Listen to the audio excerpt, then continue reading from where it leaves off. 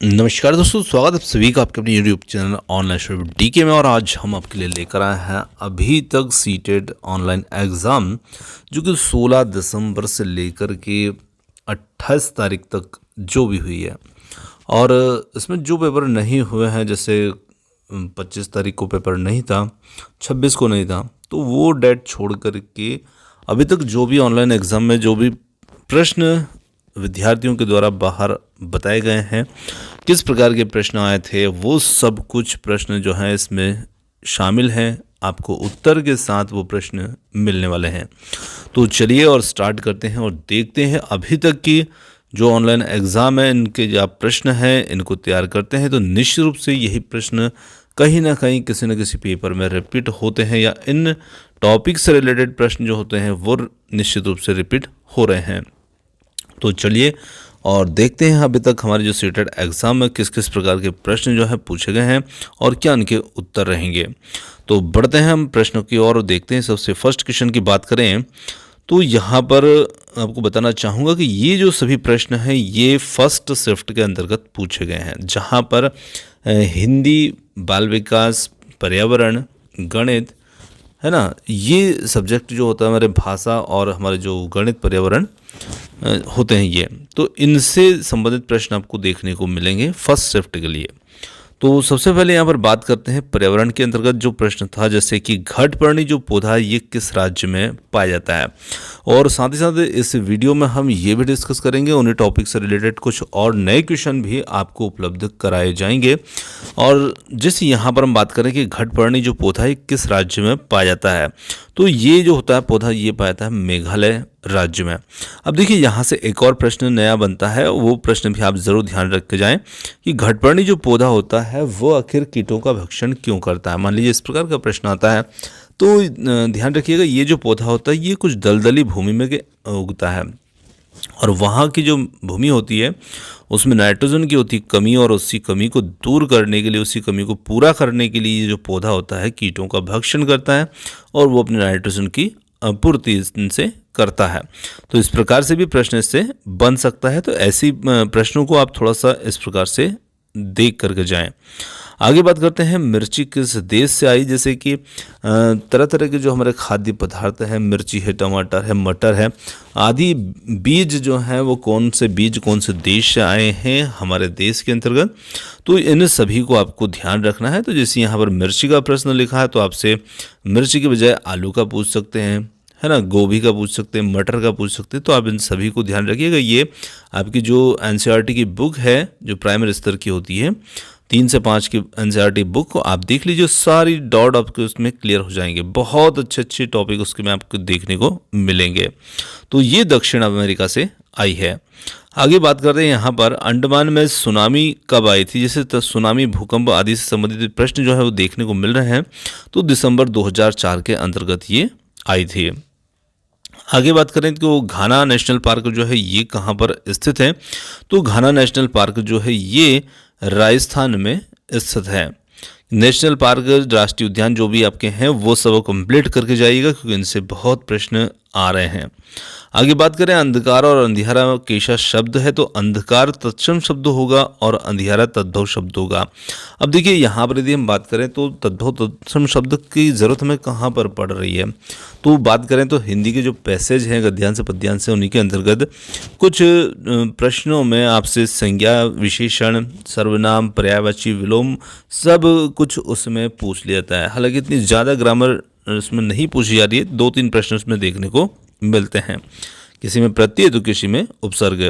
इसी प्रकार से संस्कृत जो लैंग्वेज है उसके अंतर्गत एक प्रश्न था, यहाँ पर 58 को हम किस प्रकार संस्कृत में क्या कहेंगे या किस प्रकार से लिखेंगे, लिख सकते हैं, बोल सकते हैं। तो इसे अष्टपचाशत के रूप में हम लिख सकते हैं। आगे बात करें तो अंतर्राष्ट्रीय अम्लीय वर्षा केंद्र जो है ये कहाँ स्थापित किया गया था। तो अंतर्राष्ट्रीय अम्लीय वर्षा केंद्र जो है ये स्थापित किया गया था, ओस्लो में स्थापित किया गया था। आगे बात करें कीटनाशक के अत्यधिक इस्तेमाल से क्या होगा। तो कीटनाशक के अत्यधिक इस्तेमाल से मृदा प्रदूषण के साथ साथ वायु प्रदूषण से भी इससे होता है, क्योंकि वायु के अंदर, हवा के अंदर ये फैल जाती है, इनकी गंध फैलती है। आगे हम बात करें मन मस्तिष्क में कौन सा समास होगा। तो मन मस्तिष्क के अंदर समास जो है वो द्वंद्व समास इसमें रहेगा। आगे बात करते हैं असम के घर ढालू होती है या नहीं, मतलब असम के घर की विशेषता से संबंधित प्रश्न है। तो इसका उत्तर हो सकता है यहाँ पर हाँ होती है।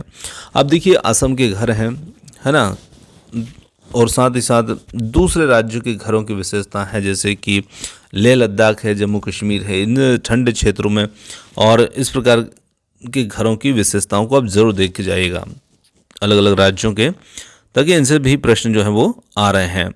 आगे बात करें मनुष्य की तरह किस पक्षी की आंखें होती है, तो मनुष्य की तरह आंखें होती मतलब कि सामने की ओर, ऐसा पक्षी जिसकी आंखें सामने की ओर होती है। प्रश्न को इस प्रकार से पूछा जाता है। तो उल्लू जो पक्षी है इसकी आंखें जो होती है वो सामने की ओर होती है, मनुष्य की तरह होती है।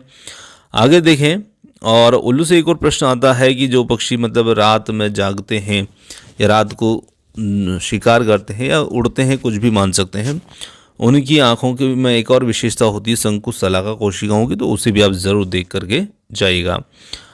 आगे बात करें संविधान में हिंदी को किस भाषा का दर्जा मिला है, तो देखिए हिंदी जो है ये हमारी राजभाषा है, और 14 सितंबर सन 1950 को हिंदी को भारत की राजभाषा के रूप में स्वीकार किया गया था।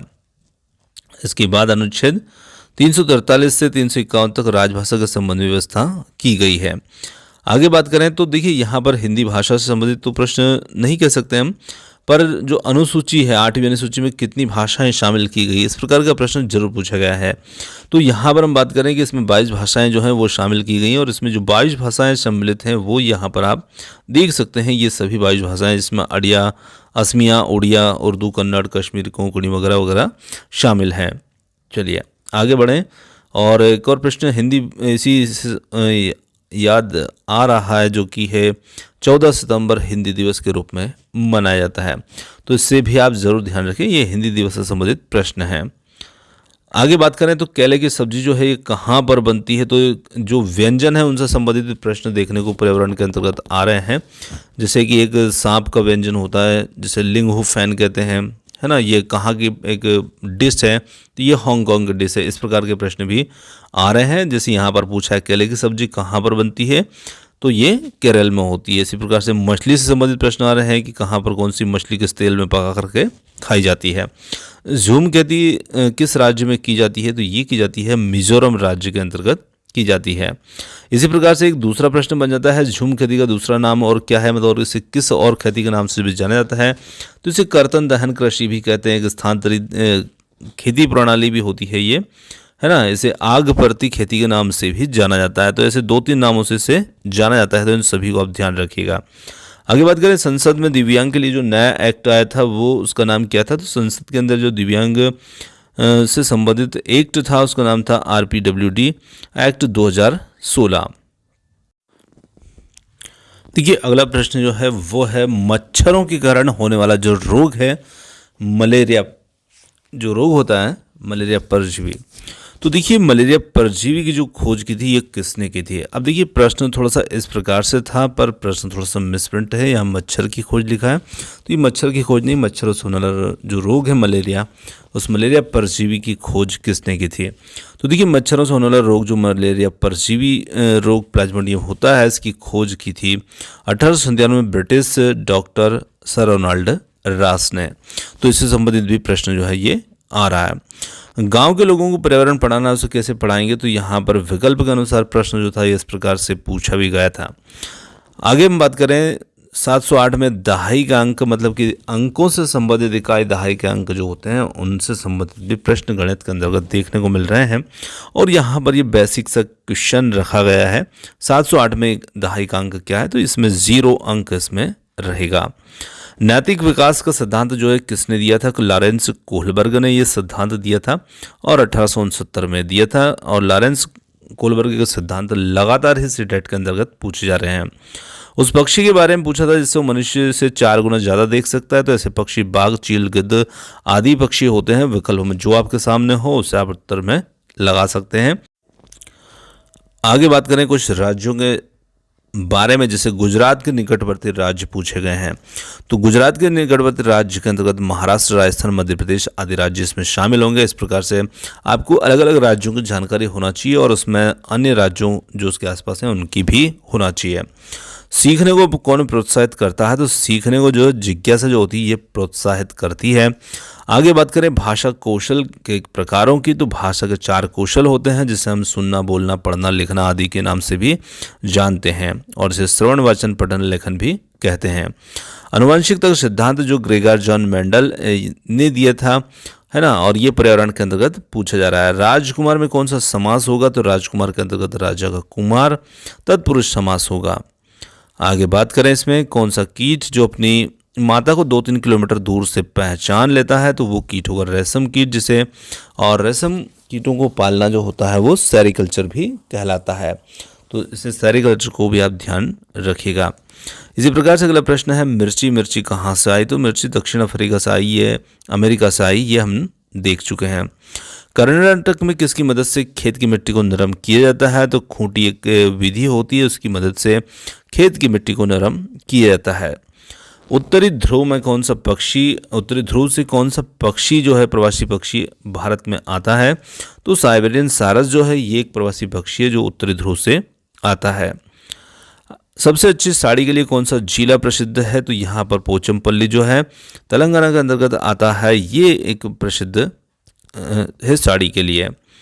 आगे बात करें कचनार के फूलों की सब्जी कहाँ खाई जाती है, तो ये खाई जाती है उत्तर प्रदेश के अंतर्गत कचनार के फूलों की सब्जी खाई जाती है। हर राज्य के अलग अलग अपनी अपनी विशेषताएं हैं और उन्हीं के आधार पर प्रश्न पूछ रहे हैं। जिम कॉर्बेट राष्ट्रीय उद्यान जो है ये कहाँ पर स्थित है, तो ये उत्तराखंड के नैनीताल जिले में स्थित है और इस राष्ट्रीय उद्यान का जो पुराना नाम है वो हैली नेशनल पार्क के नाम से भी जाना जाता है, ये भी आप ध्यान रखिएगा। सुनने की क्षमता यानी कि जीवों की जो सुनने की क्षमता होती है उसमें कौन से जीव की क्षमता सबसे ज़्यादा होती है, तो वो होती है बाघ की। आगे बात करें मेहंदी या कैक्टस में कौन सी चिड़िया जो है वो घोंसला बनाती है, तो फाख्ता चिड़िया जो होती है वो, फाख्ता पक्षी जो होता है वो कैक्टस के पौधों में अपने घोंसला बनाता है। मटर कहाँ से आता है, मटर जो है यूरोप से आया हुआ है। और आगे बात करें मधुबनी जिला किस राज्य में है, तो मधुबनी जो है ये बिहार की एक प्रसिद्ध पेंटिंग भी है और ये वहीं से संबंधित है। आगे बात करें ब्रेल लिपि जो है से संबंधित प्रश्न भी पूछे जा रहे हैं, तो ब्रेल लिपि को आप ध्यान रखिएगा।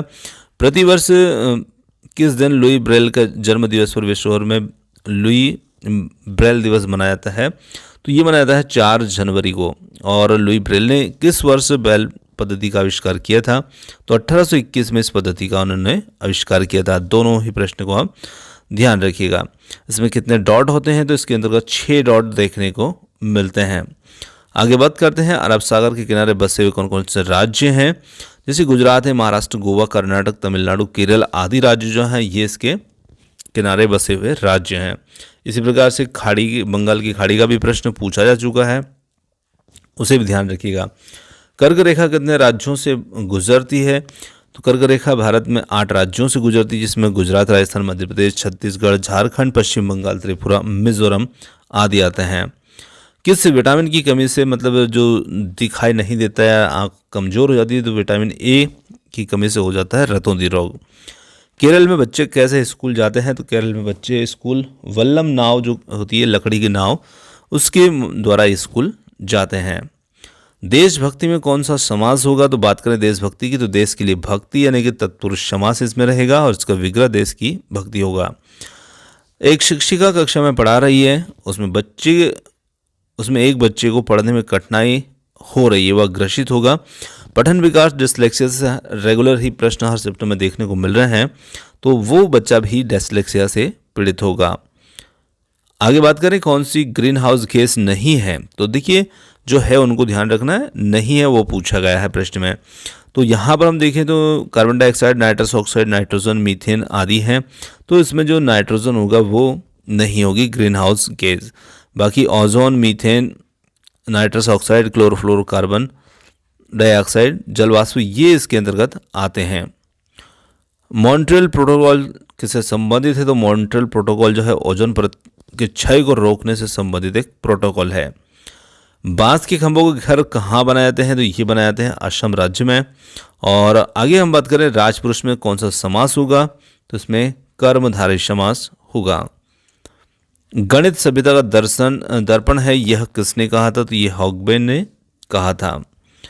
पर्वत का पर्यायवाची पूछा गया था किसी पेपर में, और जिसमें हिंदी के अंतर्गत ध्यान से पद्यांश होते हैं, उसमें पहाड़गिरी, अचल, नग, भूधर, महिधर, शेल, नगपति, शिखर आदि हम इसमें कह सकते हैं इसको। कन्नौज इत्र के लिए प्रसिद्ध है और वह किस राज्य में है? तो ये है उत्तर प्रदेश राज्य के अंतर्गत। आगे बात करें ZPD का जो है ये किसके द्वारा दिया गया है? तो वाइगोत्स्की का जो सामाजिक अधिगम सिद्धांत है उसी में बात की गई है ZPD की, जो समीपस्थ विकास का क्षेत्र कहलाता है। झूम खेती मिजोरम राज्य में होती है, ये हम कर चुके हैं।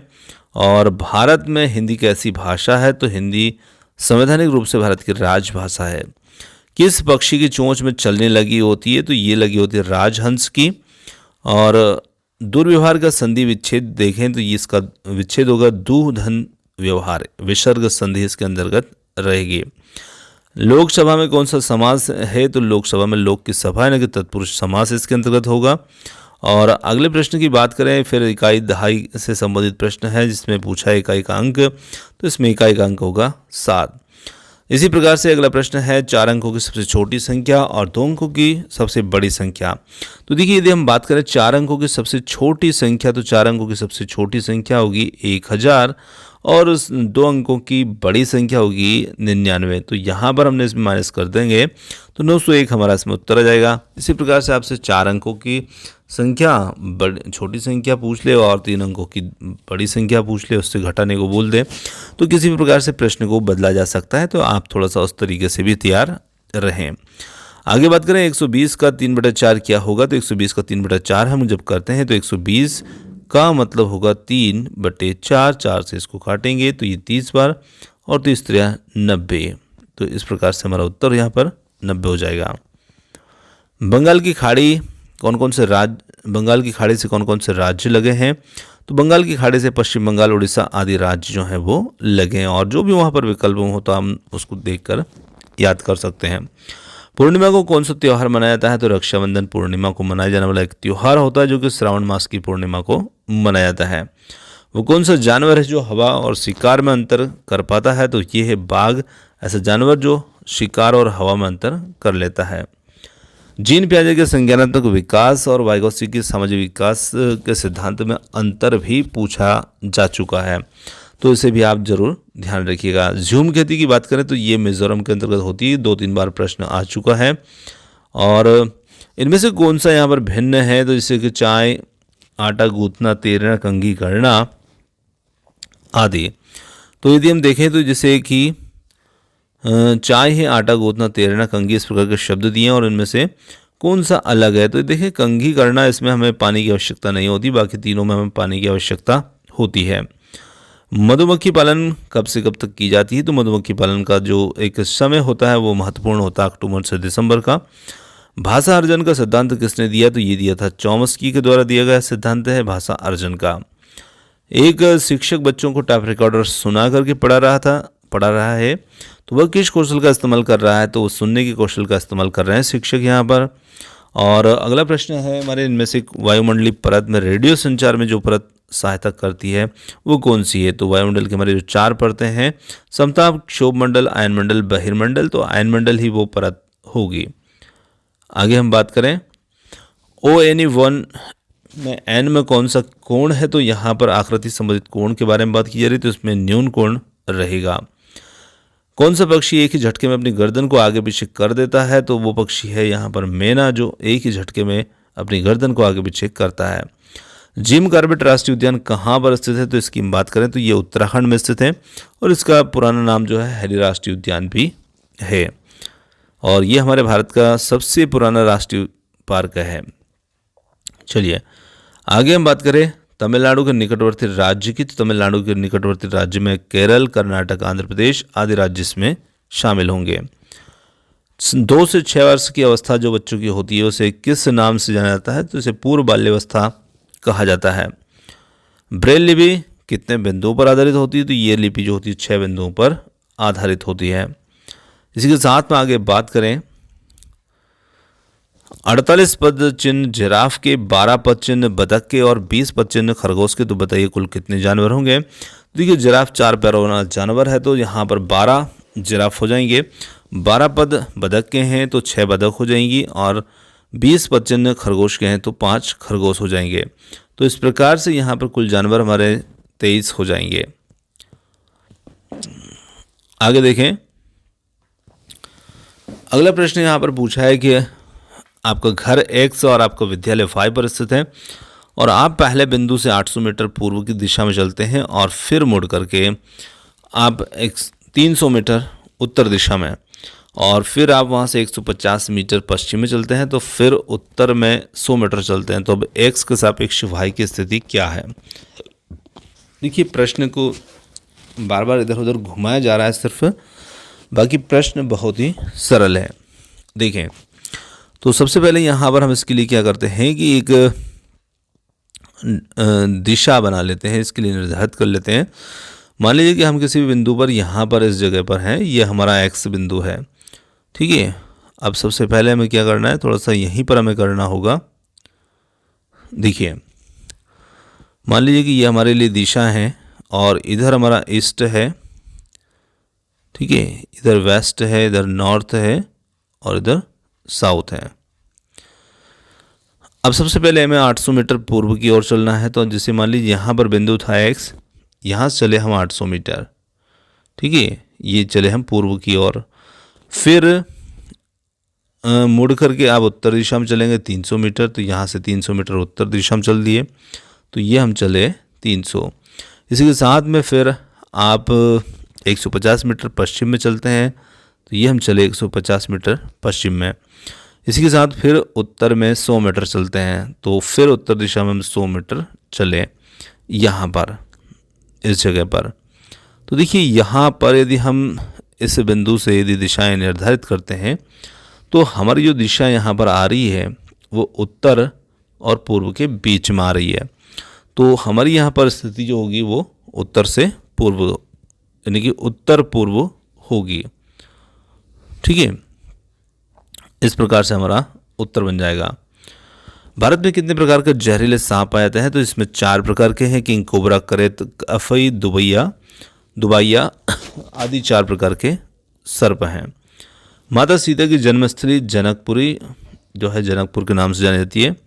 और गुजरात के निकटवर्ती राज्य की बात करें तो इसमें मध्य प्रदेश, महाराष्ट्र आदि राज्य इसमें शामिल हैं। पदानुक्रम का सिद्धांत जो है किसने दिया, तो ये सिद्धांत पदानुक्रम का देने वाले जो थे वो थे मॉस्लो, है ना।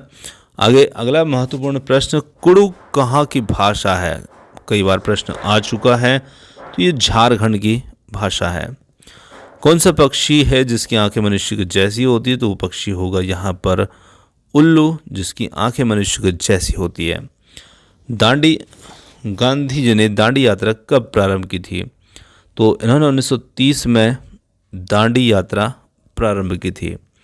सरसों के तेल में पकी हुई मछली खाई जाती है, तो ये कहाँ पर खाई जाती है, तो ये खाई जाती है जम्मू कश्मीर राज्य के अंतर्गत।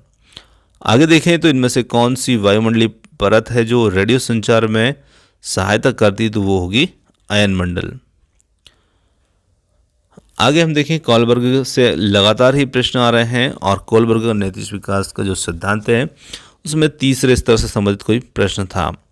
तो जैसे नैतिक विकास की जो अवस्था है, तो कोलबर्ग ने नैतिक विकास को कुल 6 चरणों का वर्णन किया है, लेकिन उन्होंने 2-2 चरणों या उप अवस्थाओं को एक साथ रखकर 3 स्तर बना दिए हैं। अब वो जो 3 स्तर हैं, पूर्व परंपरागत स्तर है, परंपरागत या रूढ़िगत स्तर है और पश्चिम परंपरागत स्तर हैं। इसी के साथ में बात करें डिस्ग्राफिया से लगातार प्रश्न आ रहे हैं, डिसलेक्सिया से। तो जैसे यहाँ पर डिसलेक्सिया एक पठन संबंधी विकार है, डिस्ग्राफिया लेखन संबंधी, डिस्कैलकुलिया गणित संबंधी और अफेज्या भाषा संबंधी, और डिस्थीमिया जो है तनाव से संबंधित समस्या को कहा जाता है। अप्रेक्सिया गामा कौशल संबंधी समस्याएं हैं। तो इस प्रकार से, और एक डिसमॉर्फिया है जो कि भ्रम वाली स्थिति पैदा करता है। तो ऐसे कुछ विकार भी रेगुलर ही पूछे जा रहे हैं। अगला प्रश्न जो है पेरियार राष्ट्रीय उद्यान से, कि पेरियार राष्ट्रीय उद्यान जो है कहाँ पर स्थित है, तो ये कुछ संभावित भी प्रश्न आपके लिए हमने इसमें उपलब्ध कराए हैं ताकि उन्हें टॉपिक से रिलेटेड क्वेश्चन आपके लिए और उपलब्ध हो जाएं। तो जैसे यहाँ पर पेरियार राष्ट्रीय उद्यान है, तो ये किस राज्य में है? तो ये केरल राज्य में स्थित है। स्थापना की बात करें तो 1950 में की गई है और 1978 से इसे बाघ परियोजनाओं में शामिल किया गया है। अगला प्रश्न आता है, कान्हा-किसली राष्ट्रीय उद्यान किस राज्य के अंतर्गत आता है?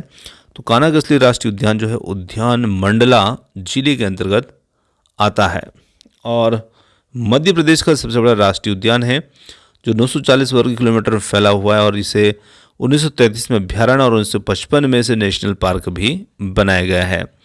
एनसीएफ से लगातार ही प्रश्न देखने को मिल रहे हैं, तो एनसीएफ से भी जो कुछ प्रश्न हमारे लिए हैं, जैसे एनसीएफ 2005 के द्वारा प्रतिपादित मुख्य बदलाव क्या है? तो इसमें विस्तृत सामाजिक संदर्भ में सीखना और दूसरे विकल्प भी वहाँ पर हो सकते हैं एग्जाम में। एक बालक वस्तुओं को देखने में कुछ समस्या, उसका दाखिला एनसीएफ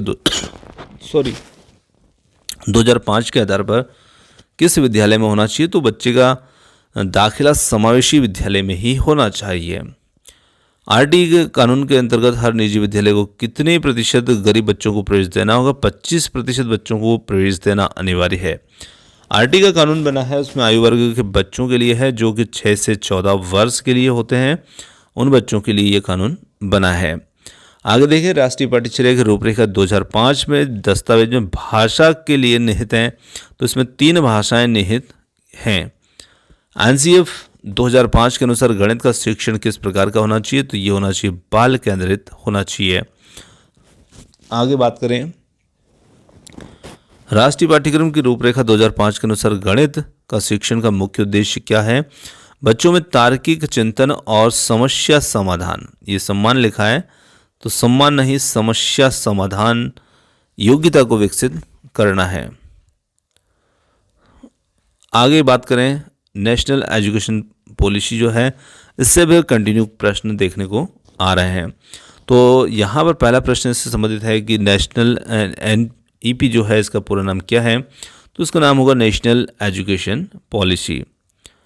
आगे हम बात करें, जीडीपी का कितना प्रतिशत केंद्र सरकार द्वारा नई शिक्षा नीति में खर्च 2020 में खर्च किया जाएगा? तो ये किया जाएगा 6% इसमें खर्च किया जाएगा। नई शिक्षा नीति में 2020 में 10+2 शिक्षा नीति का पैटर्न क्या होगा? तो इसमें बात करें पैटर्न की, तो इसमें जो पैटर्न होगा वो 5+3+3+4 का पैटर्न होगा। नई शिक्षा नीति 2020 में एक छात्र को अपनी मातृभाषा के साथ किस न्यूनतम कक्षा में पढ़ाया जाना चाहिए? तो इसमें कक्षा 5 तक बच्चे को कम से कम अपनी मातृभाषा में पढ़ाया जाना चाहिए। ये इसमें प्रस्ताव रहेगा, मतलब रहेगी, ये लागू होगी स्थिति। नई शिक्षा नीति 2020 में किस वर्ग से व्यावसायिक कक्षाएं शुरू होंगी? तो इसमें कक्षा 6 से व्यावसायिक वर्ग की कक्षाएं शुरू होंगी। आगे हम बात करें, स्कूल शिक्षा के लिए कौन सी राष्ट्रीय पाठ्यचर्या की रूपरेखा कौन तैयार करेगा? तो ये करेगा एनसीईआरटी जो होगा। नई शिक्षा नीति 2020 में मानव संसाधन विकास मंत्रालय को क्या नाम दिया गया है? तो इसमें नाम दिया गया है एजुकेशन मिनिस्ट्री, यानी कि मानव संसाधन विकास मंत्रालय का नाम बदल करके एजुकेशन मिनिस्ट्री रखा गया है। तो दोस्तों, ये कुछ ऐसे प्रश्न थे जो कि सीटेट एग्ज़ाम में पूछे गए थे, प्लस इसमें कुछ संभावित उन्हीं टॉपिक से रिलेटेड कुछ क्वेश्चन एक्स्ट्रा भी हमने लिए ताकि आपको कुछ और क्वेश्चन भी मिल जाए। तो उम्मीद करते हैं कि वीडियो आपको पसंद आया होगा, और वीडियो पसंद आया तो वीडियो को लाइक, शेयर, चैनल को सब्सक्राइब करना मत भूलिएगा। आपने जो समय दिया उसके लिए बहुत बहुत धन्यवाद। थैंक्स फॉर वॉचिंग, और मिलते हैं जल्दी ही एक और नई किसी अगले वीडियो के साथ। धन्यवाद।